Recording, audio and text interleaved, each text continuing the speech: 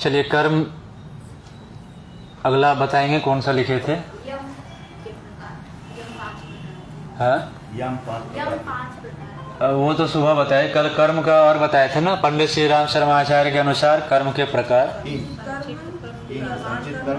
प्रारब्ध कर्म, तो ये जितने भी रोग शोक बीमारी दुख आते हैं ना, ये सब इन्हीं के हिसाब से आते हैं। जो प्रारब्ध है हाँ, संचित कर्म जो है वो तो सारे स्टोर होते जाते हैं। जो भी हम कर्म कर रहे हैं वो सब हमारे खाते में जाकर के जमा हो जाएंगे।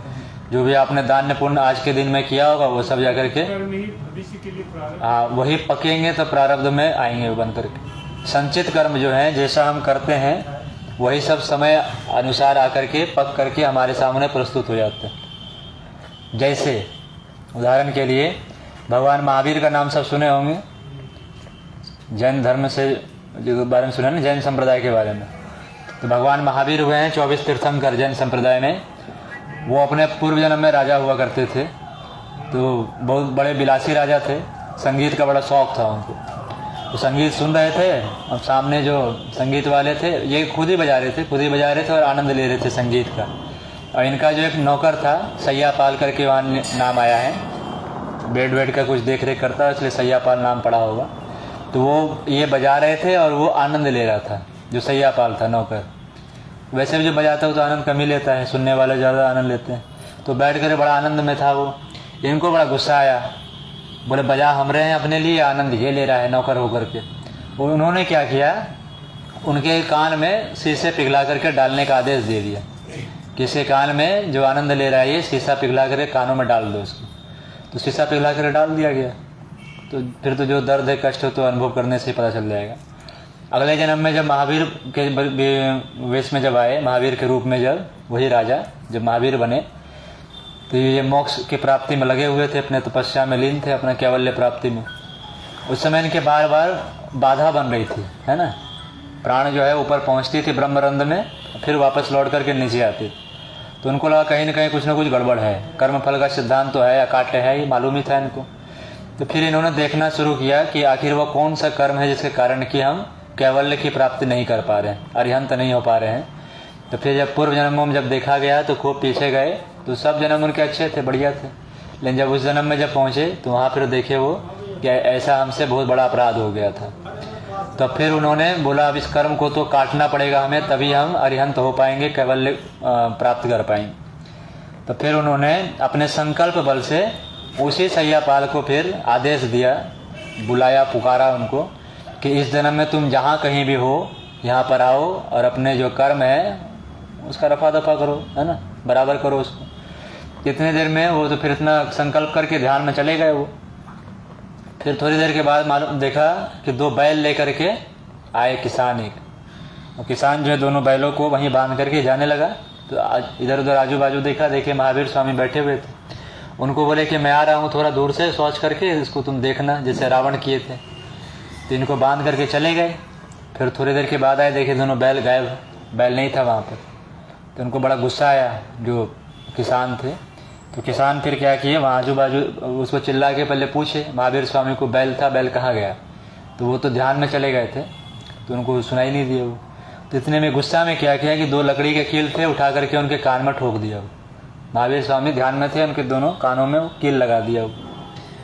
तो खून आई बाहर, खून की धार आई। तब तक में लोग दौड़ दौड़ करके आए, आसपास के जो थे सब उसको डांट फटकार करने लगे, क्या कर दिया क्या कर दिया।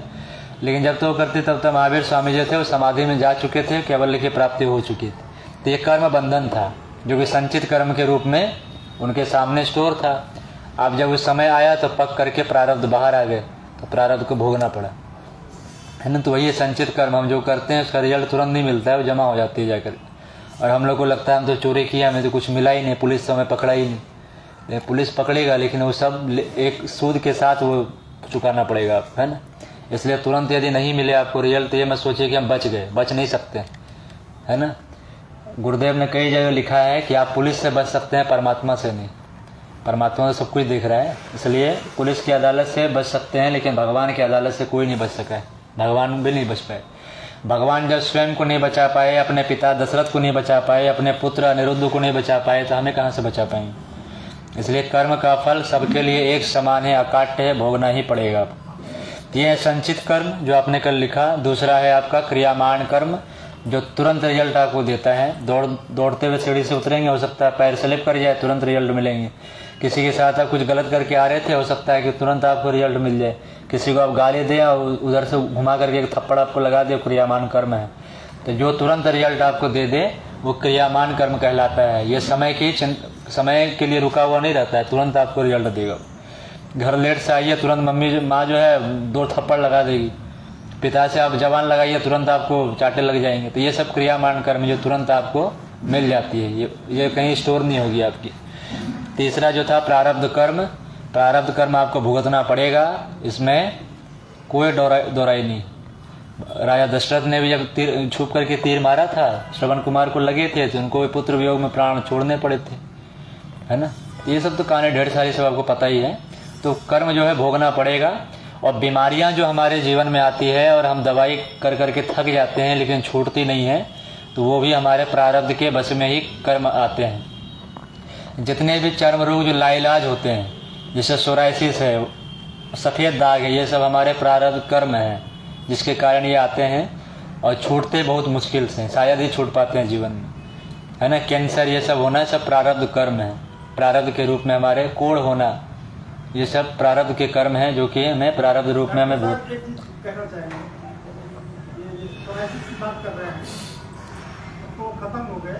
एक सेठ भी थे, उधर हरियापुर से उत्तर में रहते थे, तो उनके पास 6 अंगूठा था, पढ़े लिखे नहीं थे, एक अक्षर, केवल वो मुस्लिम धर्म का फॉलो करते थे, उसी को जो करते थे पूजा पाठ के। ये हमने अपनी आंखों में डॉक्टर साहब देखा है, इस चीज के स्पेशलिस्ट थे। कोढ़, सफेद दाग, क्या क्या चीज आगल पागल सब भगवान की हमारे ये पैसा नहीं, ना अगरबत्ती चढ़ाना है ना कुछ चढ़ाना है, ये पैसा किसी से लेना। वैसा नहीं है, बहुत चीज देखना पड़। यही तो आजकल दुर्भाग्य हो गया ना व्यक्ति का। व्यक्ति जो है सामने वाले को देख कर सोचता चमत्कारी है, उसके पीछे उसे कई जन्म के तप लगे हों। कोई भी व्यक्ति तुरंत डॉक्टर थोड़ी बन जाता है, लंबे समय की प्रैक्टिस होती है। पुराने जन्म में भी किसी न किसी रूप में उसके चिकित्सा से संपर्क रहे होंगे और उसी आधार के बस पर आकर के वो काम को करते हैं। और मुस्लिम धर्म को धर्म बोलना बंद कीजिए। बल्कि यहाँ तक हमने देखा है कि अपने दिमाग ठीक है, होते हैं कई लोग जो है ना लंबे समय की प्रैक्टिस होने के कारण कुछ ऐसे अपने अंदर से है ना पैदा कर लेते हैं वो लोग, जिसके कारण से छू करके भी कई लोग ठीक कर देते हैं। तो आजकल ये ईसाई मिशनरी जो हमारे भारत में फैल रही है, इसका यही आधार है, लोगों को बेवकूफ़ बना करके। और हिंदू लोग वैसे बेवकूफ़ हैं जो कि एक मुट्ठी चावल के में या पैसे में आकर के ये जो भी है इसके बस में जो है अपने सनातन धर्म को छोड़ रहे हैं। सनातन के अलावा दुनिया में कुछ नहीं है। धर्म कोई है तो एक ही धर्म है, वो है सनातन धर्म। बाकी सारे संप्रदाय हैं, मत है, मतांतर है, पंथ है, इसलिए बोलना उसको बंद कीजिए आप। धर्म के 10 लक्षण है, वो 10 लक्षण केवल सनातन धर्म में। और वो जो भी होते हैं लंबे समय की अवधि के प्रैक्टिस होते हैं, प्रैक्टिस के हिसाब से जो है वो लोग ठीक करते हैं। और वो भी ठीक करते हैं, यदि अपने प्राण ऊर्जा को वो ब्लॉक करके यदि ठीक नहीं करेंगे तो वो कर्म जो है वहाँ से निकलेंगे और आप पर आ जाएंगे। वो इस समय में भले ना भुगते, लेकिन आगे वाले समय में उसको भुगतना पड़ेगा। जैसे रामकृष्ण परमहंस को अंतिम समय में कैंसर के रूप में भुगतना पड़ा था। यह स्वामी विवेकानंद 39 साल की अवस्था में अपने शरीर छोड़े थे, लेकिन उन्हें 39 प्रकार की बीमारियां भी थी, है ना। तो यदि आपकी बीमारी को हम ठीक करेंगे तो बीमारी कहीं ना कहीं आएगी। या तो हम भुगते हैं, कहीं और भुगते हैं, या तो मेरे पास आए तो मेरे पास उतनी सामर्थ्य, उतनी क्षमता होनी चाहिए कि उस बीमारी के जीवाणु विषाणु को हम जला के भस्म कर दें। उसके लिए प्रचंड ऊर्जा की आवश्यकता है, और प्रचंड ऊर्जा आएगी तो अनुष्ठान से आएगी, जब तब से आएगी वो। यदि वो नहीं है आपके पास में तो फिर जितने भी तांत्रिक होते हैं वो सभी झाड़ फूक खूब करते हैं, भूत प्रेत से खूब खेलते हैं, लेकिन उनकी अंतिम मृत्यु बड़ी दर्दनाक होती है।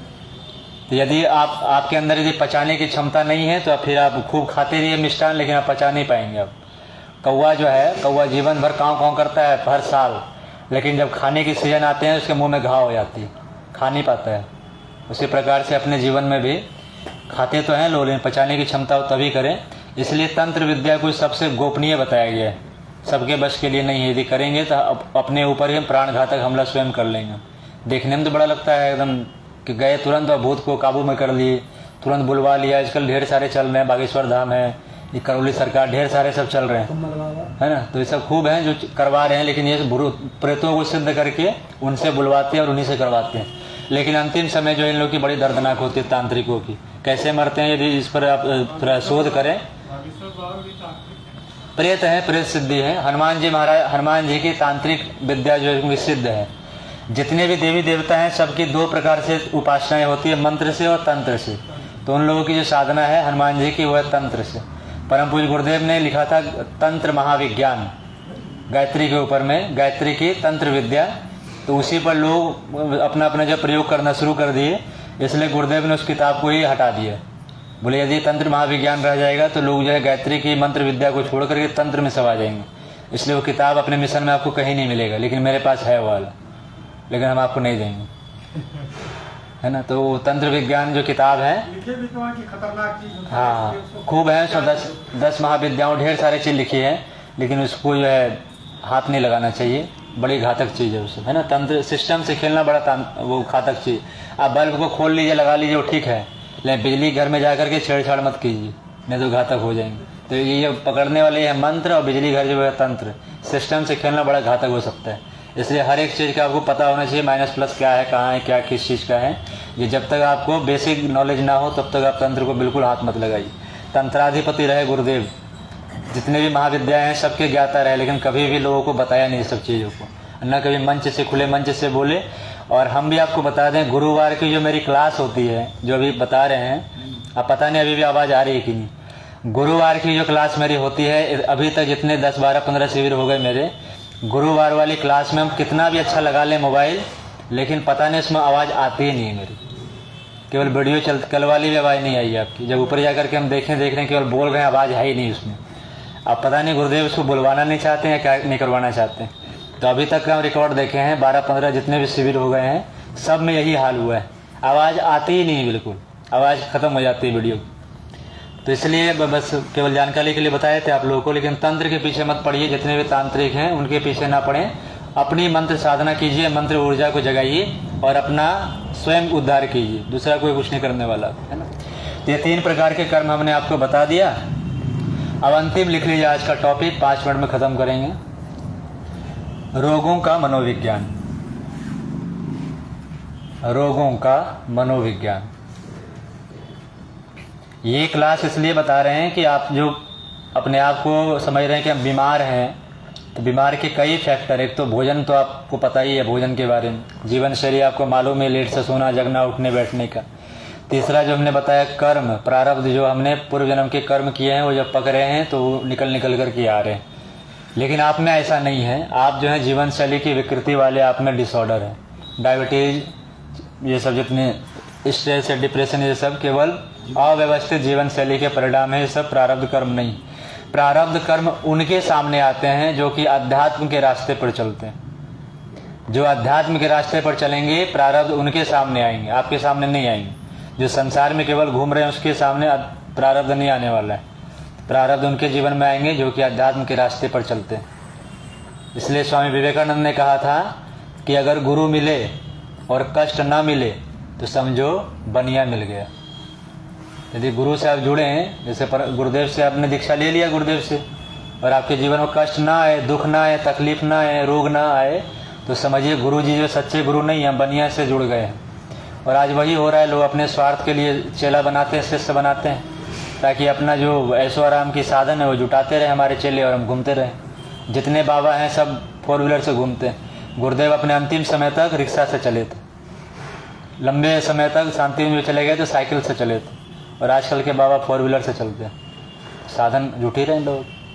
आज भी शांति कुंज में गाड़ियाँ हैं, बड़ी बड़ी गाड़ियाँ, ढेरों बसें हैं, ढेरों 4 व्हीलर हैं, लेकिन वो सभी हमारे आपके लिए। आप कभी शांति कुंज जाइए, 10, 12, 15 लोग के टोली में आप फ़ोन कर दिए शांति कुंज के हम 15 लोग हैं, आपके लिए बस आ जाएगी। बस वहाँ खड़ी रहती है सुबह 6 बजे और शाम 6 बजे। तो आपके सुविधाओं के लिए रखा गया है, क्योंकि आपके पैसे से तो खरीदा गया आपके लिए, है ना। तो ये सब सादा जीवन उच्च विचार गुरुदेव का कॉन्सेप्ट रहा जीवन भर। तो लिखिए इसमें रोगों के मनोविज्ञान। पहला लिखिए रोगों के प्रकार। रोगों के प्रकार 2 हैं, साइकोसोमेटिक। रोगों के प्रकार साइकोसोमेटिक साइकोसोमेटिक और सोमेटोसाइकिक। साइकोसोमेटिक, साइकोसोमेटिक हिंदी में लिखना है तो मनोदैहिक, मनोदैहिक। साइकोसोमेटिक मनोदैहिक, दैहिक, देह, देह जो होता है बॉडी, दैहिक। इसमें लिखिए संख्या कितनी है, 95% बीमारियों की संख्या है 95%। जितने भी विश्व में रोग है दुनिया में, उसके 95% बीमारियां जो हैं वो है मनोदैहिक, साइकोसोमेटिक।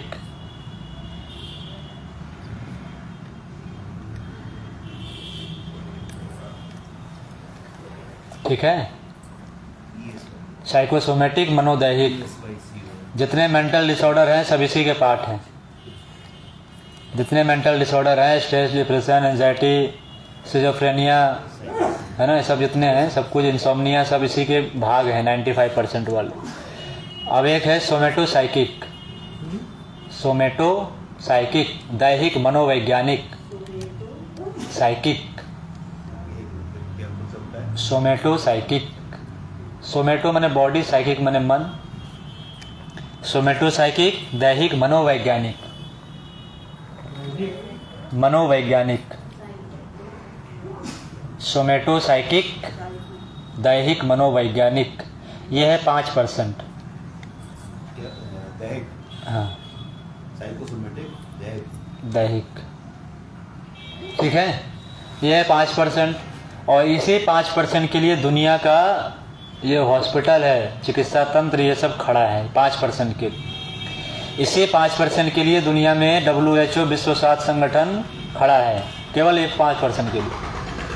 और 95% का कहीं कोई आता पता नहीं है, ना इसका कोई तरीके इसके पास में। लेकिन हम बीमार किसके हैं, 95% वाले। तो ये ठीक कहाँ से होंगे, तो अध्यात्म के रास्ते से ठीक होंगे, जो हमने कल इसलिए आपको किताब बताया था। चिंता है, तनाव है, डिप्रेशन है, डायबिटीज़ है ना, थायराइड है, सब इसी के पार्ट है, अल्सर है, ये सारे भाग जो हैं ये सब साइकोसोमेटिक के। मतलब मन के बिगड़ने से जो रोग उत्पन्न होते हैं वो सब साइकोसोमेटिक है। बच्चे की शादी नहीं हो रही है तो आप चिंता करेंगे, वो चिंता के कारण आपकी डायबिटीज बढ़ेगी, बीपी बढ़ेगी आपकी, ये सब साइकोसोमेटिक। अब 5% वाले कौन से, ऐसे दुर्घटना हो गई, सांप ने काट लिया, सीढ़ी से गिर गए, चोट लग गई, घाव हो गई, थोड़ी बुखार आ गई, तीव्र रोग जो आपके हैं, सर्दी खांसी बुखार, सीजनल बीमारी, ये सब है 5%। इसके लिए डॉक्टरों के पास जाने की कोई आवश्यकता आपको नहीं। 95% जो बीमारियां हैं उसको सोचिए आप, और वो सारी बीमारियां हैं मन से, इसलिए हम शुरू से ही आपको मन से जोड़ रहे हैं, है ना। तो 95% बीमारियां मन से, इसलिए मन को मजबूत बनाइए। और मन को मजबूत बनाने के लिए सिर्फ एक रास्ता है, मंत्र का जप, और दुनिया में कोई तरीका नहीं है मन को मजबूत करने के लिए। केवल मंत्र का जप और ध्यान ही आपके मन को मजबूत बनाएगा। मन यदि सही रहेंगे तो विवेकानंद केवल पानी पी करके 10 साल तक रह पाएंगे। मन यदि मजबूत रहेगा तो तुलसीदास जी अपनी पत्नी से प्रताड़ित होने के बाद भी रामचरितमानस लिख पाएंगे। लेकिन मन ही यदि गिरा हुआ हो तो कहाँ से कर पाएंगे, है ना। आजकल तो पैसे खूब भरे हुए हैं, लेकिन मन ही लोग को गिरा हुआ, तो सब घटिया काम हो रहे हैं समाज में। इसलिए मन को मजबूत बनाइए। तो मन हमारा यदि सही रहेगा तो सब काम हम सही कर पाएंगे। मन से ही तो मनुष्य बना है, मन से मनु बने, मनु के वंशज मनुष्य कहलाए, है ना। आदम जो कहते हैं कि आदम शुरू थे तो आदम से बने आदमी, तो आदमी हम लोग थोड़ी, हम लोग तो मनुष्य हैं। लेकिन हम लोग कहते हैं कि हमारा आदमी बाहर गया है, तो कहते हैं ना लेट, और जो महिलाएं हैं आदमी बाहर है, तो आदमी नहीं है, मनुष्य है, पतिदेव के ही। ठीक है, तो ये 2 प्रकार की बीमारियां हैं, साइकोसोमेटिक और सोमेटोसाइकिक। साइकोसोमेटिक जो 95% है, सोमेटोसाइकिक 5% है। और इसी 5% के लिए ये करोड़ों का साम्राज्य खड़ा है, जिसमें लूट चपेट सब मचा हुआ है। कोरोना के समय में अरबों की बिजनेस हुई है आप ही की, हमारी आपकी तो नहीं, जो रिश्तेदार थे उन लोगों के लिवर किडनी सब बेच करके खूब लोगों ने पैसे कमाए, रुई भर भर करके प्लास्टिक में बंद किए और कचरे के ढेर में जला दिए। तो अरबों की कमाई इसमें हुई है, मनुष्यता तार तार हो गई इसमें। ये सब काम हुए हैं, हमारे आंखों के सामने हुए। ठीक है, तो ये हुए आपके 2 रोग। अब लिखिए रामचरितमानस में, श्री रामचरितमानस में श्री रामचरितमानस में, श्री रामचरितमानस में, श्री रामचरितमानस में, श्री रामचरितमानस में मनोचिकित्सा के सूत्र, श्री रामचरितमानस में मनोचिकित्सा के सूत्र, श्री रामचरितमानस में मनोचिकित्सा के सूत्र। तुलसीदास जी ने लिखा है रामचरितमानस में, दोहा को लिख लीजिए। यह तीसरा कारण आप चौथा बता रहे हैं। पहला तो आप पता ही है, जीवन शैली की विकृति आपका एक कारण रहा, दूसरा कारण कर्म है हमारे, तीसरा कारण जो इसमें हमने लिखाया साइकोसोमेटिक मन के कारण, चौथा इसमें लिखिए आयुर्वेद के हिसाब से। आयुर्वेद में 3 प्रकार के दोष हैं, वात पित्त कफ, आप सबको पता है। चिकित्सा का सूत्र उनकी चौपाई जरा बता दो। वही बता रहे हैं, चौपाई बताएंगे। आयुर्वेद में 3 दोष बताए गए, कौन कौन से हैं? वात पित्त कफ। अब वात पित्त कफ बढ़ते घटते कैसे हैं? वात पित्त कफ बढ़ते घटते कैसे हैं? अब लिखिए, वही तुलसीदास जिसमें लिखे वात पित्त कफ कैसे बढ़ते घटते हैं। लिखिए दोहा, काम वात, काम वात अलग अलग है, काम वात कफ लोभ अपारा, काम वात कफ लोभ अपारा, लोभ लोभी लोभी लोभ, काम वात कफ लोभ अपारा, क्रोध पित्त, क्रोध पित्त नित छाती जारा, नित छाती जारा, छाती चेस्ट सीना, काम वात कफलोभ अपारा, क्रोध पित्त नित छाती जारा, क्रोध पित्त नित, नित मतलब नित्य, रोज डेली, नित छाती जारा, छाती को जलाने वाला, सीने को। प्रीत करही जो, अगला लाइन लिखिए इसी में, प्रीत दोस्ती, फ्रेंडशिप, प्रीत करही जो, प्रीत करही जो, प्रीत करही जो, तीनों भाई, तीनों भाई हैं काम वात पित्त कफ, प्रीत करही जो तीनों भाई, उपजहि सन्निपात दुखदाई, सन्निपात माने रोग, उपजहि सन्निपात दुखदाई, हाँ सन्निपात, सन्निपात, उपजहि सन्निपात दुखदाई। ये जोड़ा गया है मनोविज्ञान को आयुर्वेद से इसमें। अब एक बार हम बोल लेते हैं, सुधार लीजिए आप। किस कांड की है चौपाई? ये कांड का तो पता नहीं, लेकिन है उसमें, है ना, वो हम बता देंगे नहीं तो सामने। काम वात कफलोभ अपारा, क्रोध पित्त नित छाती जारा, प्रीत करही जो तीनों भाई, उपजहि सन्निपात दुखदाई। आप इसमें समझ लीजिए कैसे कैसे हमारे वात पित्त कब बढ़ते हैं। जो व्यक्ति जितने कामुक प्रकार के होंगे, कामुक चिंतन करेंगे, अश्लील चिंतन करेंगे, उस व्यक्ति का वात बढ़ेगा। जितने वात के रोग हैं, शरीर में दर्द होना, कमर में दर्द होना, घुटने में दर्द होना, स्पॉन्डिलाइटिस होना, फ्रोजन शोल्डर होना, जहाँ जहाँ भी दर्द है, वो सभी दर्द यदि खान पान आपकी सही है लेकिन फिर भी आपके वात बढ़े हुए हैं, इसका मतलब है कहीं ना कहीं आपके चिंतन में विकृति है, आप सोचते घटिया हैं। तो कामुक चिंतन यदि करेंगे, अश्लील चिंतन यदि करेंगे, गंदे गंदे मूवी सिनेमा फिल्म यदि देखेंगे, या विपरीत लिंग को देख करके यदि गलत धारणाएं बनाएंगे, तो हमारे वात बढ़ेंगे। वात बढ़ेंगे तो शरीर में तकलीफें बढ़ेंगी। इसलिए जितने बूढ़े हैं, कहा जाता है बुजुर्ग व्यक्ति में काम की प्रवृत्ति बढ़ जाती है, क्योंकि वो व्यक्ति कुछ कर ही नहीं पाता सोचने के अलावा, इसलिए उसके शरीर में दर्द बढ़ते हैं, अकड़न जकड़न सा बढ़ जाती है। तो कामुक व्यक्ति होंगे तो वात बढ़ेंगे आपके, तो काम वात हो गए। कफ लोभ, जो जितने लोभी व्यक्ति होंगे वो उसके कफ के रोग सब बढ़ेंगे, है ना, चिंता तनाव डिप्रेशन में वो जाएंगे, सर्दी जुकाम सब होंगे उसको। तो लोभी व्यक्ति को ये सब रोग होते हैं। जो जहाँ कुछ मिले बस तुरंत उठा करके समेटने वाले, संचित करने वाले जो लोग हैं उससे बढ़ेंगे। डायबिटीज की समस्या होती है लोभी व्यक्तियों को। जो लोभी होंगे, जो बांटना कम जानते हों, बटोरना ज़्यादा जानते हों, जो बांटता कम बटोरता, जो बांटेगा कम बटोरेगा अधिक, उस व्यक्ति के को डायबिटीज़ होना ही होना है। इसलिए जितने भी लोग डायबिटीज़ वाले हैं उन लोगों को कहा जाता है कि आप दान करो। तो दान करने से उसकी जो है संकीर्णता वो खुलती है, तो उसके धीरे धीरे फिर कफ जो है शांत होते जाएंगे। केवल कफ बढ़ने से आपके 85 रोग होते हैं कफ से। वात के 135 रोग बताए गए हैं, तो 135 में से कोई न कोई रोग आपके हो जाएंगे। उसी प्रकार से अंतिम जो है वो है क्रोध पित्त। पित्त तब भड़कते हैं जब आप क्रोधी व्यक्ति जो होंगे उसके पित्त भड़के होंगे। बात बात में गुस्सा करना, नाक चढ़ाना, मुँह सिकोड़ना, जो भी है वो सब क्रोधी व्यक्ति जो होंगे, अहंकारी होंगे, उन व्यक्तियों के पित्त भड़केंगे। खाना पचेगा नहीं कभी उस व्यक्ति का, अपच रहेंगे, एसिडिटी बढ़ेंगे, ढकारे आते रहेंगे व्यक्ति के। तो ये 3 जो है कारण इन्होंने बताया। और तीनों काम, लोभ और क्रोध, ये तीनों चीज़ जो है मन से जुड़ा हुआ है हमारा। इसलिए 95% जो बीमारी है वो है साइकोसोमेटिक, मन से जुड़े हुए सारे रोग हैं।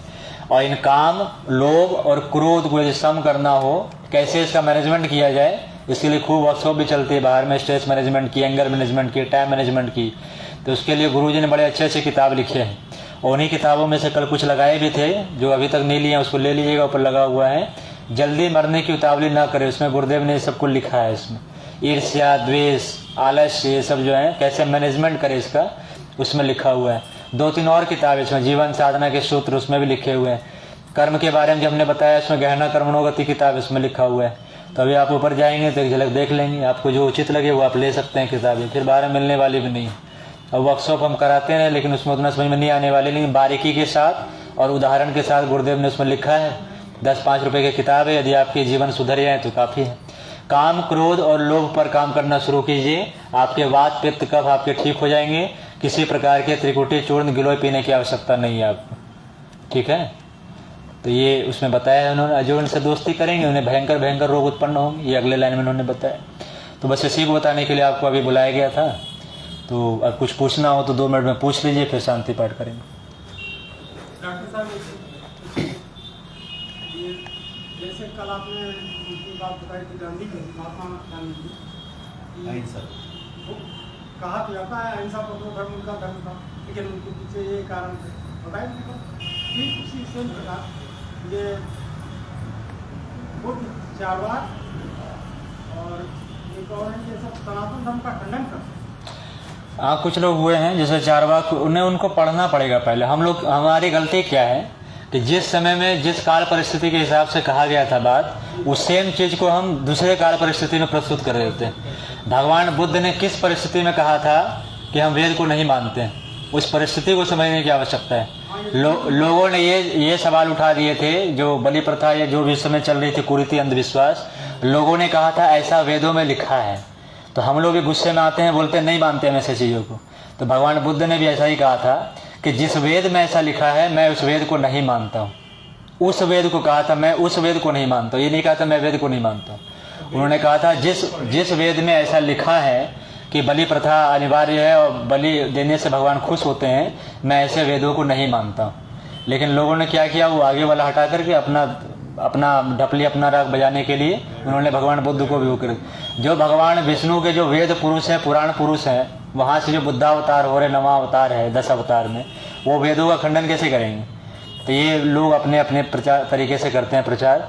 और दूसरा आपने नाम लिया चारवाक का, तो चारवाक ने इसलिए बताया था, वो भी समझिए फिर बात को, वो नास्तिकवाद के प्रवर्तक माने जाते हैं, नास्तिकता के।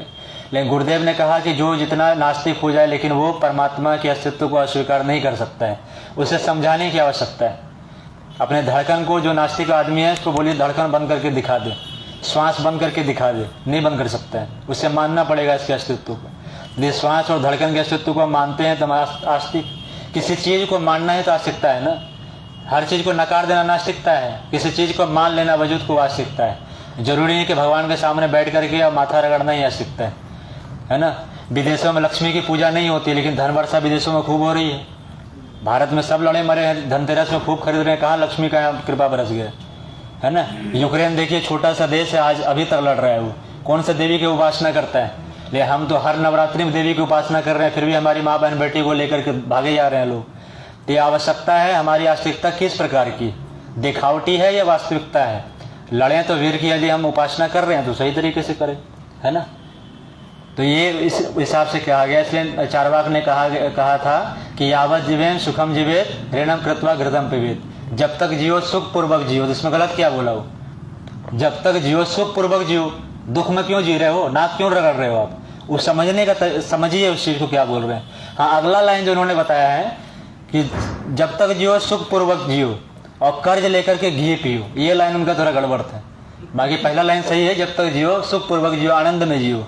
अगला लाइन उन्होंने ये बता दिया था कि कर्ज लेकर के घी पियो, इसको ये थोड़ा सा गड़बड़ है। बाकी पहला लाइन उनका सही है, सुखपूर्वक जियो, आनंद में जियो, चिंता क्या करना है, जो होगा सो देखा जाएगा, है कि नहीं। तो ये उनका चारवाक का था। बाकी अपने यहाँ जो भी हुए हैं सब सही हुए, उनको भी हमने महर्षि का पद दिया, महर्षि चारवाक नाम से उपाधि उनको दिया है। तो इस तरीके से अपने यहाँ ढेर हैं, मतिर मतिर, मुंडे मुंडे, मतिर भिड़ने, जितने खोपड़ी हैं उतने उतने यहाँ मती हैं सबके अपने अपने। तो हम सब अपने सब जितने खोपड़ी उतने वेद हैं, उतने ज्ञान हैं, वेद ज्ञान को वेद कहते हैं, ठीक है। तो और कुछ पूछना हो तो आप सामने पूछेगा, चिकित्सा के लिए चलेंगे ऊपर। शांति पाठ। ओम विश्वाणि देव सवितर दुरितानि पराशुभ यद्भद्रं तन्याशुभ।